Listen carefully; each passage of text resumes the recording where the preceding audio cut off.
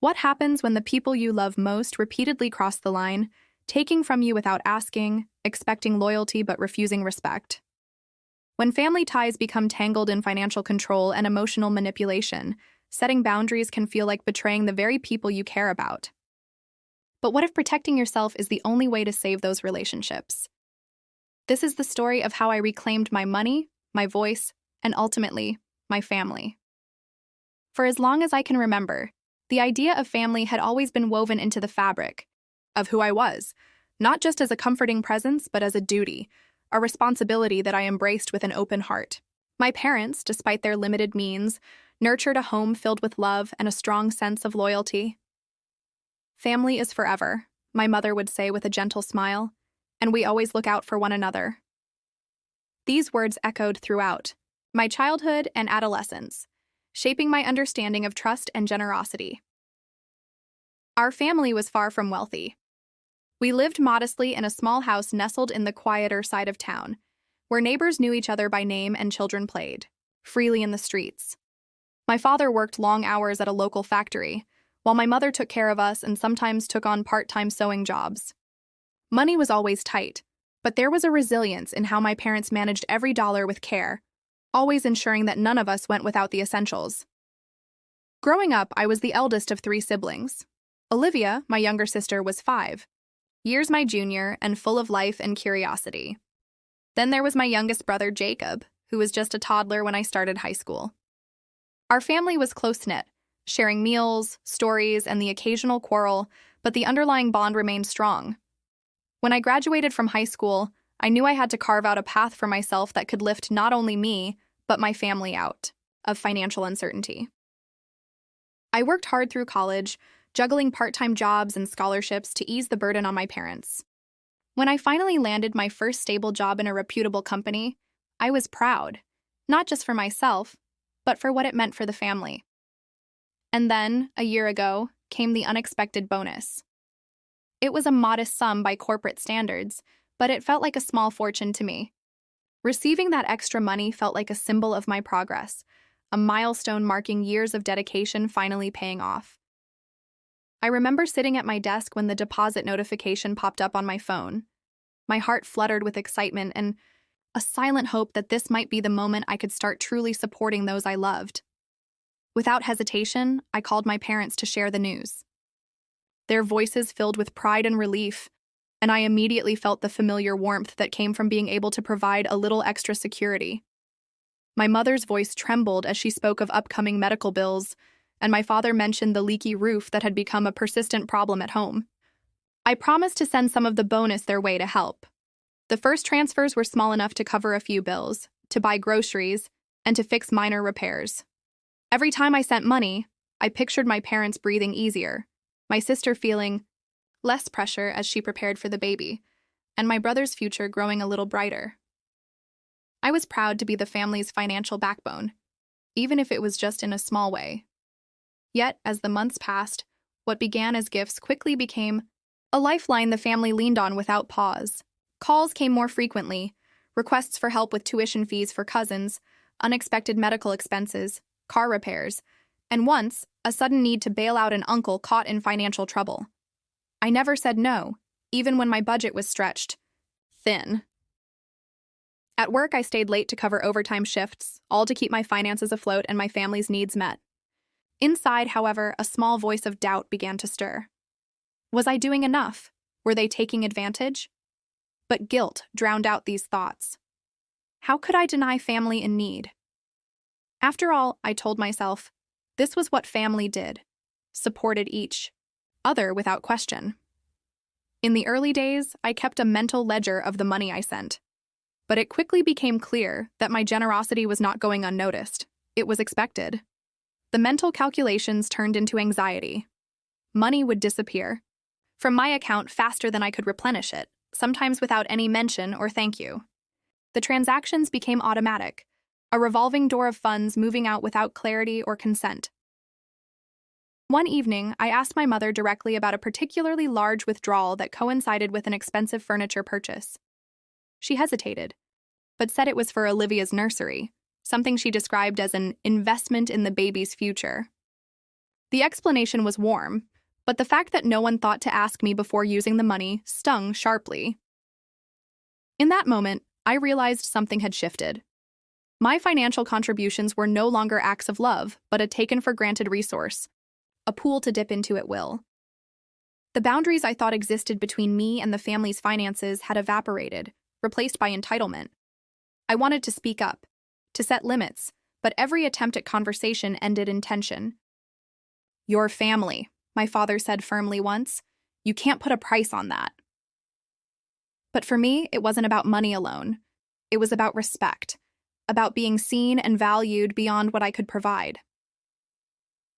The situation came to a head one spring afternoon during Olivia's baby shower preparations.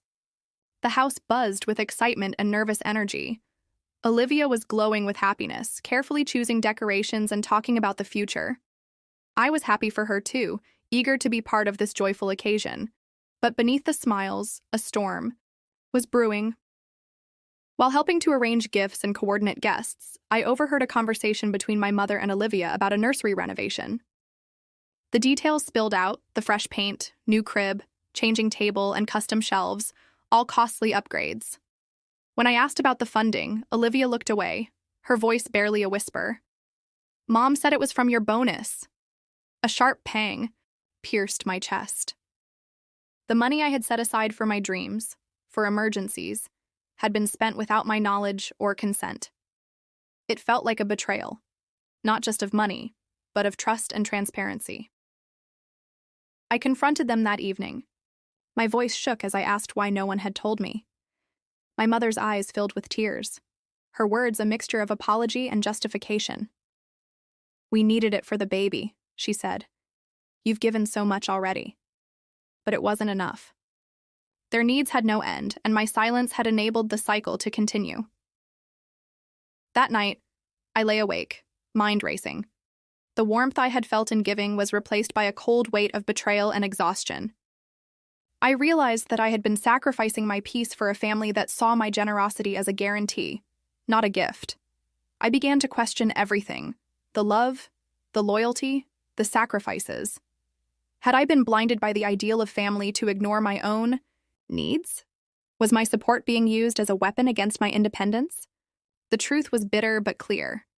If I didn't take control, if I didn't protect myself, I would lose not only my money but my sense of self. So I made a decision. I started writing everything down: the amounts, the dates, the conversations. I needed evidence, a record of what had been taken and how it had been justified. This was no longer just about generosity, it was about survival. I felt a strange mixture of fear and relief. Fear of the confrontation to come, of the potential fractures it could cause, but relief in finally naming the problem and preparing to face it. For the first time in a long while, I felt ready to reclaim my life.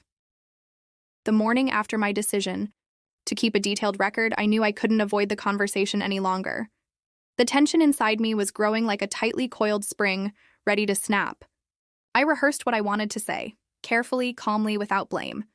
But when I finally sat down with my parents, the words stumbled out more raw and urgent than I expected. "Mom, Dad, we need to talk about the money," I began, trying to steady my voice. "I've been sending help whenever I could, but I feel like no one's been honest about how it's being used. It hurts to find out things after the fact, especially when I wasn't asked." My mother looked down, fiddling with her hands. My father's jaw tightened, a flicker of defensiveness in his eyes. "We never wanted to upset you," my mother said softly. "We just thought you'd want us to take care of your family, and we didn't want to burden you with details."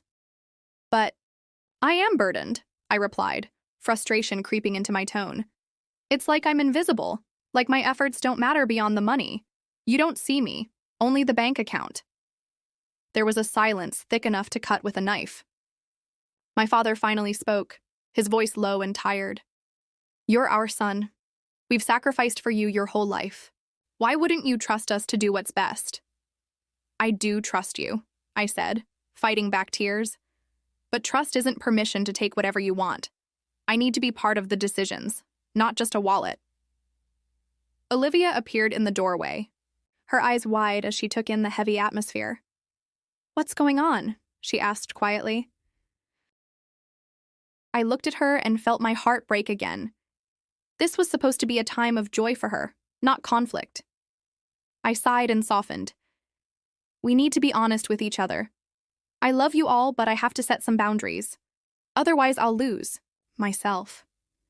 My words hung in the air, a fragile hope that things could change. The days that followed were difficult.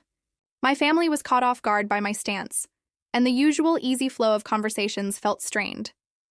There were moments of silence at the dinner table, glances avoided, and subtle reminders that things were different now. But amidst the discomfort, I noticed something else, a shift toward respect. When I asked about expenses, answers came freely. When I suggested we prioritize urgent needs over wants, those requests were met with understanding. Slowly, the family began to realize that my support was a gift, not an unlimited resource. Yet old habits die hard. There were still moments when requests popped up unexpectedly, and the old feelings of resentment bubbled up. It was a balancing act, loving them, supporting them, but protecting my sanity. During this turbulent period, I found solace in long walks and quiet evenings journaling my thoughts. Writing helped me unravel the knots of emotion, turning confusion into clarity. I reflected on the meaning of family, of love, and of personal boundaries. I realized that love without limits can be dangerous. It can erode the very foundation it aims to support. Setting boundaries wasn't betrayal, it was an act of preservation. It was saying, "I am here for you, but I am also here for myself." I also understood that forgiveness would be key. Forgiving my family for their assumptions and forgiving myself for any misplaced guilt. Change was possible, but it required patience and courage. One afternoon, Olivia invited me to see the nursery she had set up. The room was painted in soft pastels, with tiny clothes folded neatly in a dresser and a mobile hanging above the crib. Despite everything, I felt a flicker of pride. This baby was a symbol of new beginnings, not just for Olivia, but for our family as a whole. I sat down next to Olivia and said, "I want to be part of this journey, but let's be honest with each other from now on." She smiled, squeezing my hand. "I want that too." In that moment, I felt a fragile thread of hope weaving between us. Though the immediate tension eased, a quiet unease lingered beneath the surface. The past months had opened wounds that had yet to fully heal. I knew that the road ahead would be rocky and that the biggest challenges were still to come. But for now, I held on to that hope. The hope that family could be both a source of love and respect, that boundaries could coexist with generosity, and that maybe, just maybe, I could finally find my place in the family without losing myself. Days turned into weeks, but the fragile peace we had carved out remained tenuous at best. Olivia's pregnancy progressed steadily, filling the house with a quiet sense of anticipation and nervous excitement. Yet beneath the surface, the shadows of doubt crept silently, twisting around the edges of our carefully constructed harmony. One evening. After a long day at work, I returned home to find Olivia pacing the living room, her face pale and drawn. "Hey, what's wrong?" I asked, setting down my bag. She stopped and looked at me, eyes glistening with unshed tears. "I had a call today, from the hospital." My heart skipped a beat. "Is everything okay? Did something happen?" She nodded, but her voice trembled. "The doctor wants me to come in for more tests. There's something they don't understand about the baby's heartbeat." I swallowed hard, trying to mask my fear. "We'll get through this. Whatever it is, we'll face it together." But inside, I felt the creeping cold of uncertainty. The future we'd hoped for suddenly seemed more fragile than ever. Around this same time, tensions with my parents began to rise again, but this time, they felt different. It was no longer just about money or boundaries. It was about trust. One afternoon, my father called me unexpectedly. His voice was strained. "Mushtaq, we need to talk. There are things you don't know about the family finances. Things we thought you should be protected from." I braced myself. "What things?" He hesitated. "There's some money missing. Large sums. We don't know where it went. We suspect someone close. The silence after his words felt like a blow. Are you saying someone in the family is stealing from us? I asked, disbelief and anger mixing. We don't know. That's why I'm calling you. We need your help to figure this out. The irony wasn't lost on me. After all the fights over transparency, now I was being pulled into a secret I'd been asking to understand.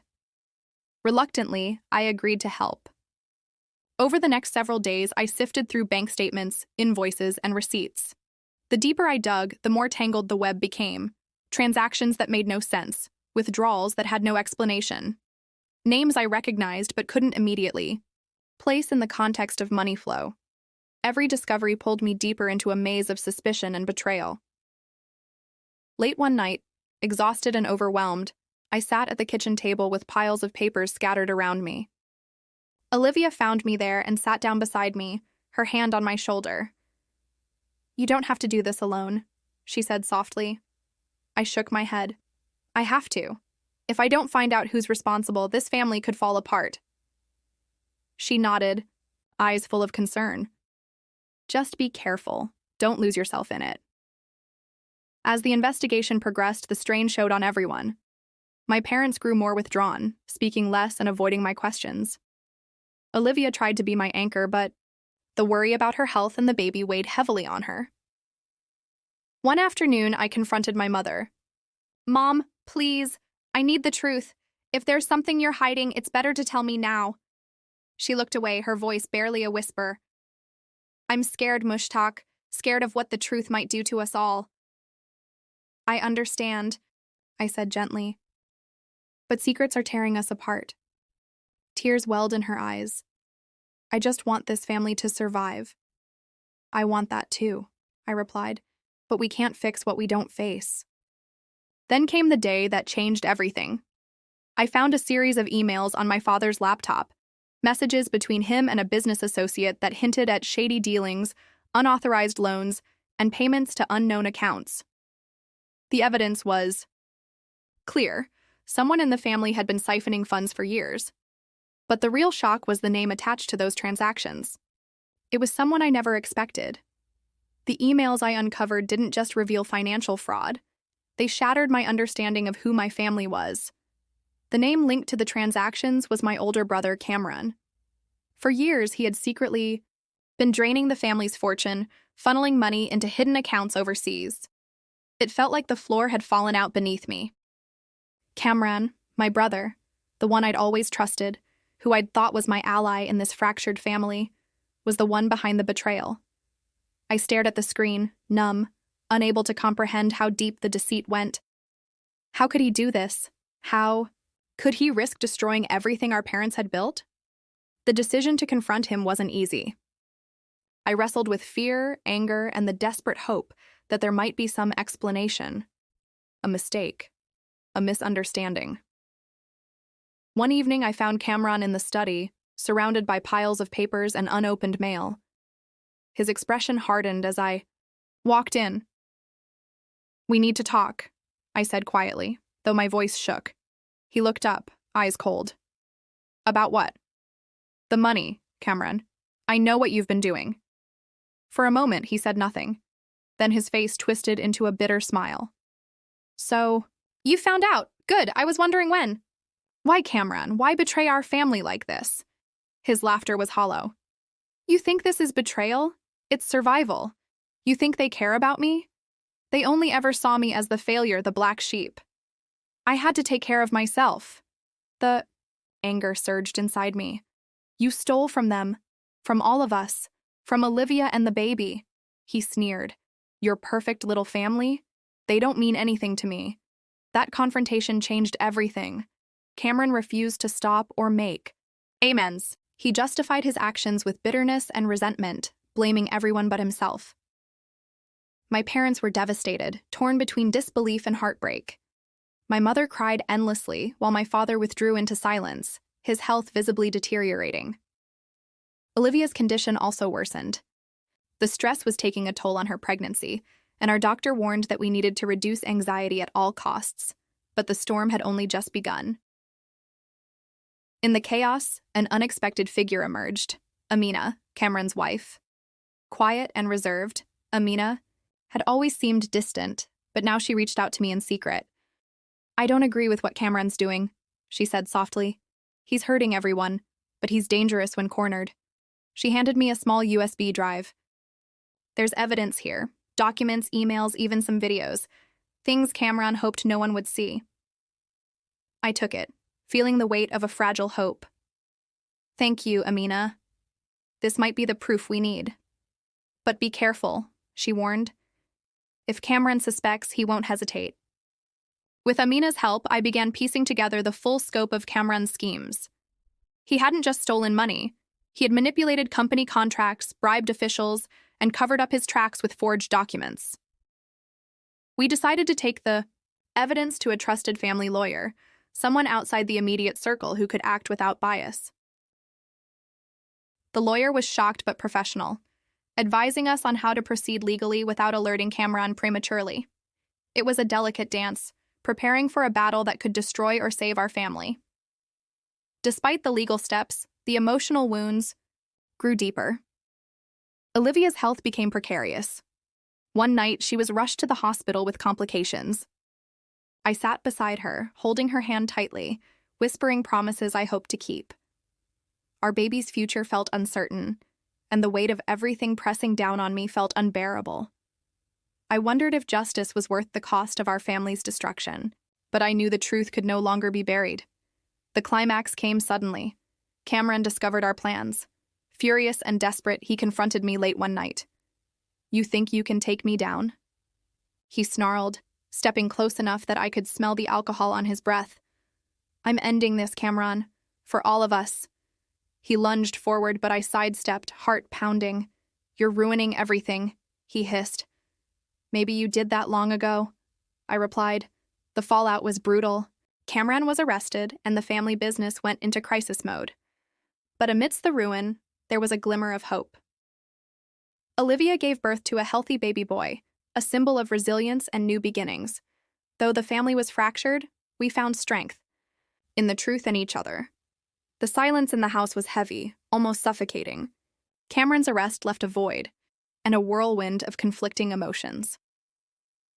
My parents, once so strong and commanding, now seemed fragile and lost. My mother's tears had not ceased, and my father's sharp gaze was dulled with exhaustion. Every corner of the house echoed memories of the brother who had betrayed us all.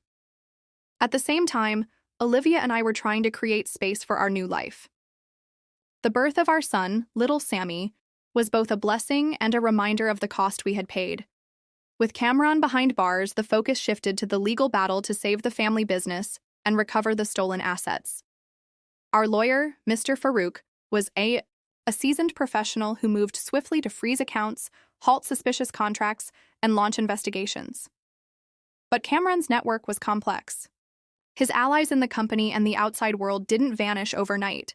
We faced sabotage attempts, false accusations, and a barrage of media speculation that threatened to engulf us. The boardroom battles were brutal. Some family members sided with Cameron, unwilling to believe he was the villain. Others feared the company's collapse and the loss of their livelihoods. I was thrust into leadership far sooner than I expected, tasked with rallying support, reassuring employees, and steering the company through the storm. It was a steep learning curve, filled with long nights, difficult decisions, and moments of profound doubt. At home, the challenges were no less intense. Olivia's recovery was slow, and the pressures weighed heavily on her. Our relationship was tested as we struggled to find balance between healing and fighting, between hope and despair.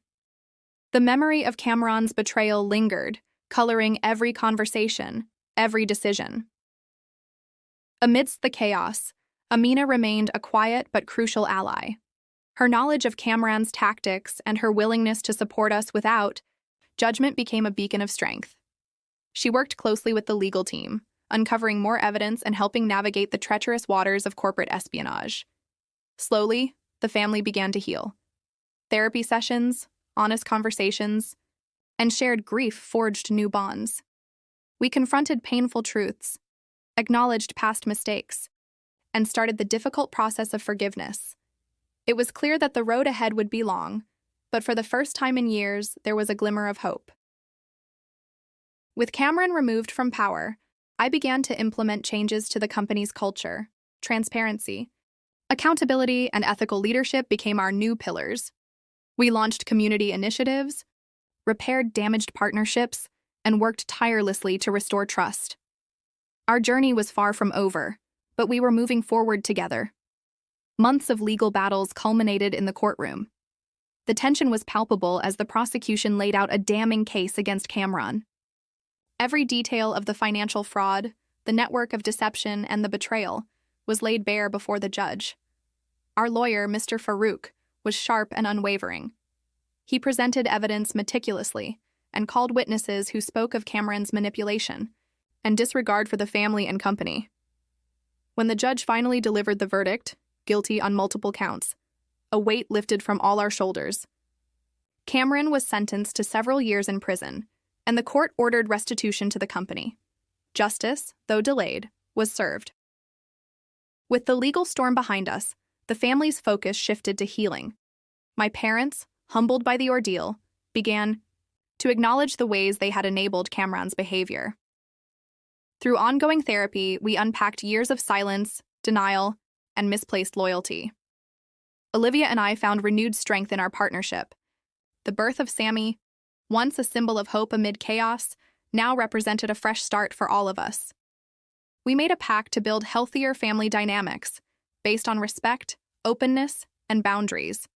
At the company, I assumed a formal leadership role, implemented policies ensuring transparency and financial accountability, determined to rebuild not just the business but its culture. Employees who had feared instability regained confidence. We reconnected with partners and clients who valued our commitment to integrity. The company's revival was slow but steady, a testament to resilience and hard work. The experience transformed me.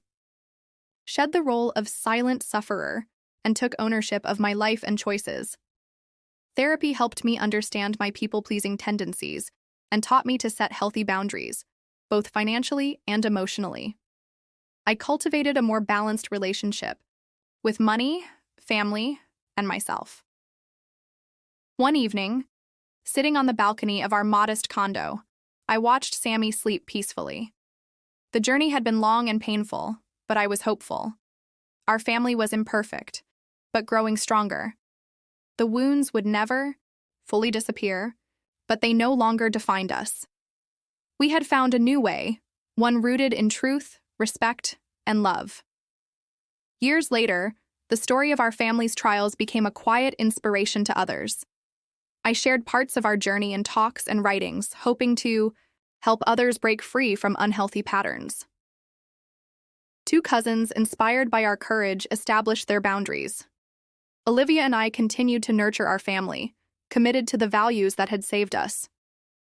The $12,800 bonus that once symbolized betrayal was now a distant memory, replaced by something far more valuable: peace. Family isn't about perfect harmony or endless sacrifice. Real family support means respecting boundaries, honoring autonomy, and loving without control. If you find yourself caught between loyalty and self-respect, remember, it's okay to protect your resources and build authentic relationships. Thank you for following my journey. Please share your own stories or thoughts. Sometimes just knowing you're not alone is the first step toward healing. Setting. Boundaries with family, especially around money, is never easy, but it's essential for preserving respect, trust, and your well-being. My journey was painful and filled with difficult conversations, but it taught me that true family support means honoring autonomy, not enabling dependence or exploitation. Through confrontation, therapy, and forgiveness, we rebuilt our relationships on honesty and mutual respect.